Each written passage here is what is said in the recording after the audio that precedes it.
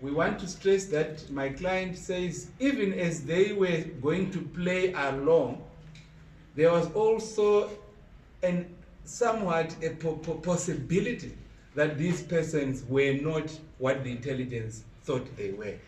So you would find that in some respects there would have been some element of doubt at some interactions as to, are these people what we think they are and we are playing along, or they are genuine. So there will be actions by my client in the documentary which might not be consistent with the explanation that he was playing along and acting along. This is the point that we wish to make. There was some element of doubt in some respects, but largely and almost mainly the actions in the documentary are consistent with a classified national intelligence operation which was meant to see how far they would go. Now, what then happens? So in that documentary, all the things that are said, no one was phoned. I'll give that as an example. So there was no call to the First Lady, for example. There was no call to Henrietta Lushwaya. These were decoys that were put in an intelligence operation. So even the statements that you hear, they are not real. That's the explanation coming from my client. If you were to put it very boldly or mildly, but in a mild way, they were acting along. It's unfortunate that, according to the version we are putting, it's unfortunate that it is national security issues that are then played in the public because of the agenda of these people, which agenda then forces issues that ordinarily would not be put on the table to be put on the table. So I'm going to check what are called security checks. Who are they and so on. And these security checks are to be undertaken through the national intelligence framework of this country. So the intelligence framework of our country went to check. The intelligence advised my client that they had serious doubts about the persons, they had serious suspicions about the persons, and that it was not advisable right at that stage for those persons to meet the president. In fact, national intelligence discovered that those persons intended something very dangerous, not just to the country but to the president, that their aim was at the president and whatever. So the position which was discussed, this interaction then led to what we are calling a classified national intelligence assignment, which meant that a decision was taken with the intelligence authorities that my client would play along. He would not cancel his interactions with these persons.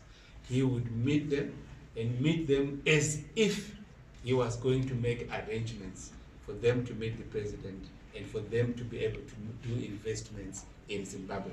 So it was in the context of a national intelligence operation. Zimbabwe wanted to gain intelligence out of it, wanted to see how far its enemies could go and what their agendas were. And these were issues to do with that. That is the context. Now, I should emphasize at this stage that even as I'll give you a few more details in respect of that, so that I explain what my client is saying in respect of what is coming out of the documentary, that ordinarily these things are not told to the world. These things are not told to the public. But because of the intensity of the Al Jazeera documentary and its implications on the integrity of the operations of governmental systems in this country, my client felt obliged that he has a moral obligation at least to give an indication of what was going on. So, which is his involvement in the issues that have come out of the Al Jazeera process. Now, I want that to be clear. I will not be handing out the statements I'm reading from. These are just notes. So you have to rely on what we are saying. The position is this: as soon as my client was appointed, it was made known to the whole world that he would be the president's ambassador at large. There were several people in Europe and other parts of the world that wanted to do investment in the country with his facilitation. That is a fact. And then among those persons were people that were genuine and those that were not genuine. But he has facilitated these investment opportunities.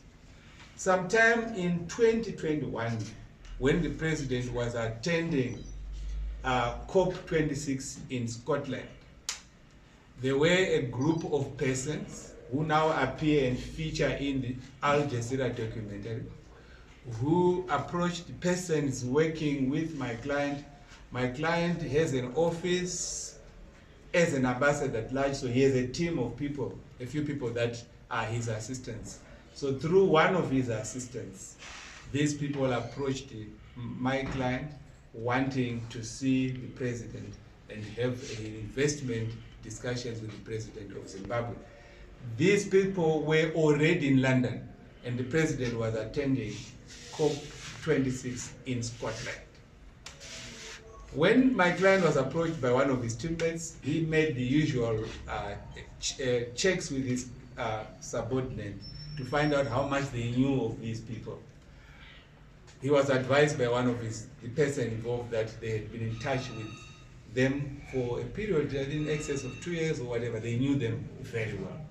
On that basis, my client then thought he could facilitate an interaction between those persons and the president.